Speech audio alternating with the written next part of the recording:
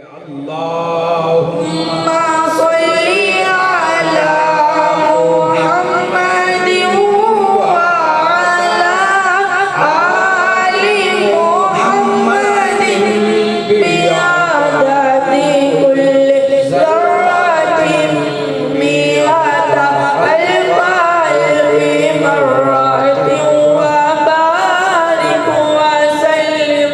احباب کرامی، اب آپ کی سماعتوں کی نظر کر رہا ہوں اس خانقاہ عالیہ قادریہ نوشہریہ کلی شریف کے ولی عہد حضرت صاحبزادہ پیر سید حمدان حسن خورشید گیلانی آپ دائس پر تشریف لاتے ہیں اور تصوف کے عنوان پر گفتگو فرماتے ہیں. اللهم صل على محمد وعلى آل محمد بعدد كل ذرة مئة ألف مرة وبارك وسلم.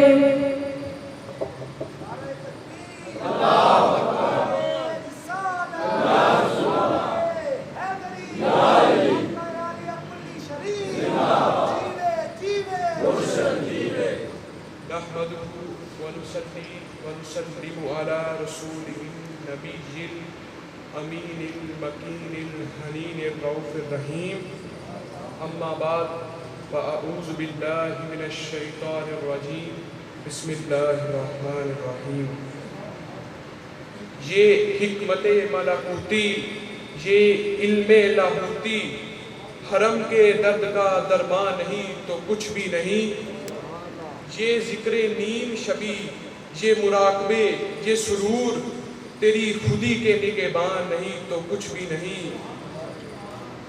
خرد نے کہہ بھی دیا لا الہ تو کیا حاصل، دل و نہگاں مسلمان نہیں تو کچھ بھی نہیں. صدر مجلس، معزز حاضرین، میں آج جس موضوع پر کلام کرنے کی سعادت حاصل کر رہا ہوں وہ ہے تصوف اور حاملین تصوف کے اوصاف. مکرم سامعین، تصوف دین اسلام کی روح، مغز اور اصل کا درجہ رکھتا ہے اور یہ ایمانیات و عبادات کا مطلوب و مقصود ہے. اسے قرآن کریم کی زبان میں التزکیہ اور حدیث رسول کی زبان میں الاحسان اور جدید علم و فن کی اصطلاح میں اسے تصوف کہا جاتا ہے. تصوف کا معنی و مفہوم کیا ہے، حاملین تصوف کے اوصاف کیا ہیں اور قرآن و سنت میں اس کی اصل کیا ہے؟ آئیے ان تمام سوالوں کے جواب قرآن و سنت سے لیتے ہیں. تصوف کا اصل مادہ صوف ہے جس کا معنی ہے اون، اور تصوف کا لغوی معنی ہے اون کا لباس پہننا. صوفیہ کی اصطلاح میں اس کے معنی ہے اپنے اندر کا تزکیہ اور تصفیہ کرنا، یعنی اپنے نفس کو نفسانی قدورتوں اور رذائل اخلاق سے پاک و صاف کرنا.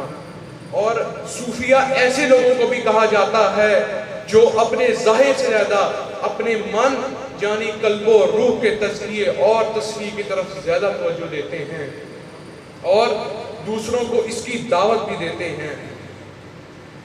کتب حدیث میں ایک حدیث جبریل کے نام سے مشہور ہے.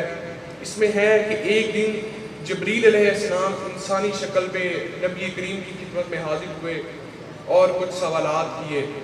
ان میں سے ایک سوال یہ تھا کہ فَأَخْبِرْنِي عَنِ الْإِحْسَانِ، احسان کیا ہے؟ آپ نے اس کے جواب میں ارشاد فرمایا قَالَ أَن تَعْبُدَ اللَّهَ كَأَنَّكَ تَرَاهُ فَإِن لَّمْ تَكُن تَرَاهُ فَإِنَّهُ يَرَاكَ. احسان یہ ہے کہ تم خدا کی عبادت اس طرح کرو کہ گویا تم خدا کو دیکھ رہے ہو.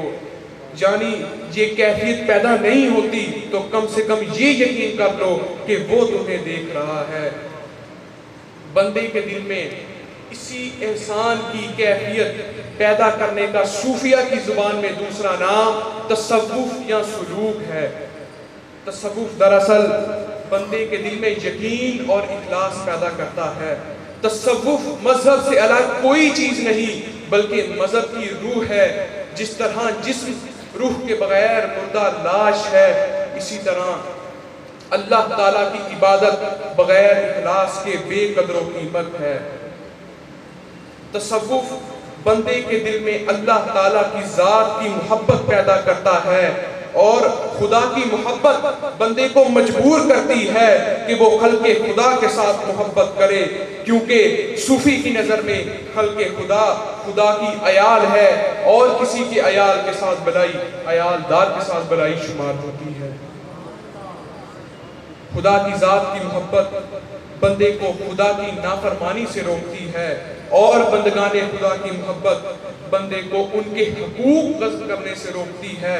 اسی لیے صوفیہ حضرات کی زندگی حقوق اللہ اور حقوق العباد کو پوری طرح سے ادا کرتے ہوئے گزرتی ہے۔ صدر مجلس، قرآن کریم میں اللہ سبحانہ و تعالیٰ نے اہل تصوف کی شان و عظمت کی بابت فرمایا۔ سورہ یونس کی آیت نمبر 62 میں الا ان اولیاء اللہ لا خوف علیہم ولا هم يحزنون الذین آمنوا وكانوا يتقون لهم البشرى في الحیاة الدنیا وفي الآخرة لا تبدیل لکلمات اللہ ذلک هو الفوز العظیم۔ خبردار، بے شک اللہ تعالیٰ کے ولیوں پر نہ کچھ خوف ہے اور نہ وہ غمگین ہوں گے۔ وہ ایسے لوگ ہیں جو ایمان لائے اور ہمیشہ تقوی شعار رہے، ان کے لیے دنیا کی زندگی میں بھی بشارت ہے اور آخرت کی زندگی میں بھی، اور اللہ کے فرمان بدلہ نہیں کرتے، یہی وہ عظیم کامیابی ہے۔ ان آیات میں اللہ رب العزت نے فرمایا کہ روز آخرت اولیاء اللہ پر نہ کچھ خوف ہوگا اور نہ وہ غم زدہ ہوں گے۔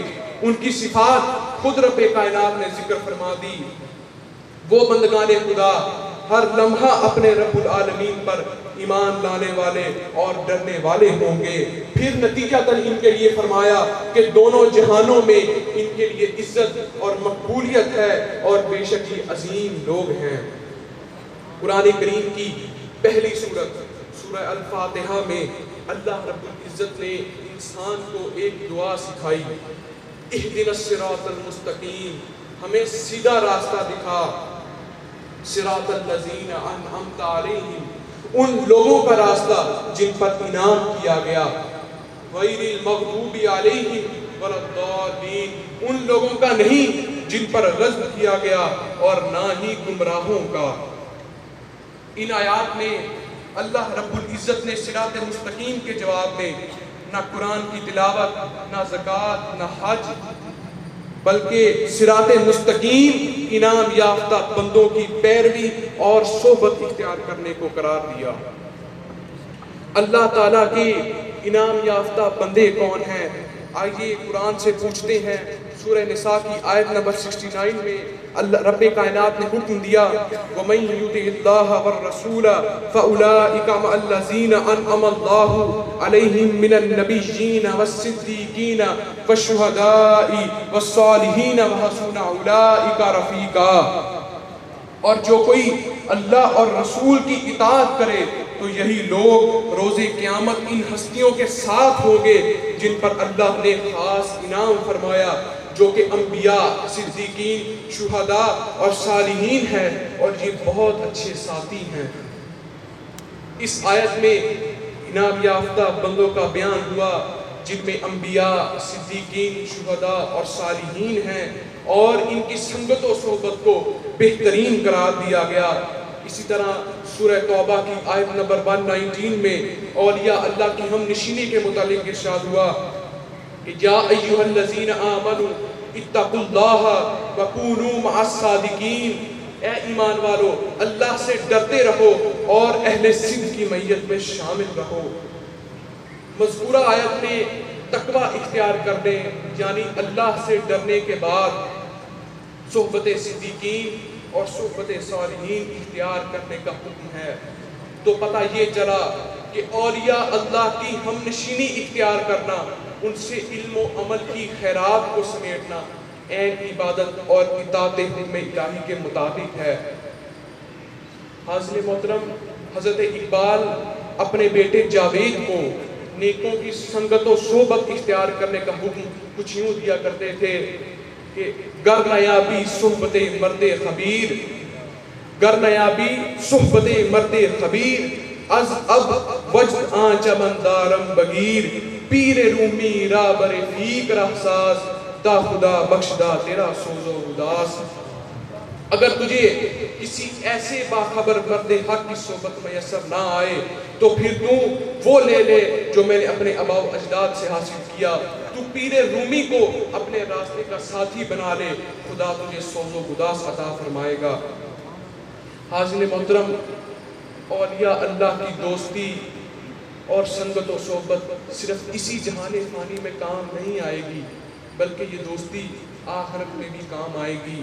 قرآن کریم کی سورہ الزخرف کی آیت نمبر 67 میں رب تعالیٰ نے حکم دیا کہ الاخلاء یومئذ بعضهم لبعض عدو الا المتقین، سارے دوست و احباب اس دن ایک دوسرے کے دشمن ہوں گے سوائے پرہیزگاروں کے، انہی کی دوستی اور ولایت کام آئے گی۔ اسی طرح پھر احادیث مبارکہ میں بھی محبوب رب العالمین نے ولی کی شان کو باکمال انداز میں بیان کرتے ہوئے فرمایا کہ من عادی لی ولیا فقد آذنتہ بالحرب، جس نے میرے کسی ولی کے ساتھ دشمنی رکھی اس کے ساتھ میرا اعلان جنگ ہے، اور میرا بندہ جن چیزوں سے میرا قرب حاصل کرتا ہے ان میں سے مجھے فرائض سے زیادہ کوئی شے پسند نہیں، اور میرا بندہ نوافل کے ذریعے میرے قریب ہوتا رہتا ہے، حتیٰ کہ میں اسے اپنا محبوب بنا لیتا ہوں، پھر جب میں اس سے محبت کرتا ہوں تو میں اس کے کان ہو جاتا ہوں جس سے وہ سنتا ہے،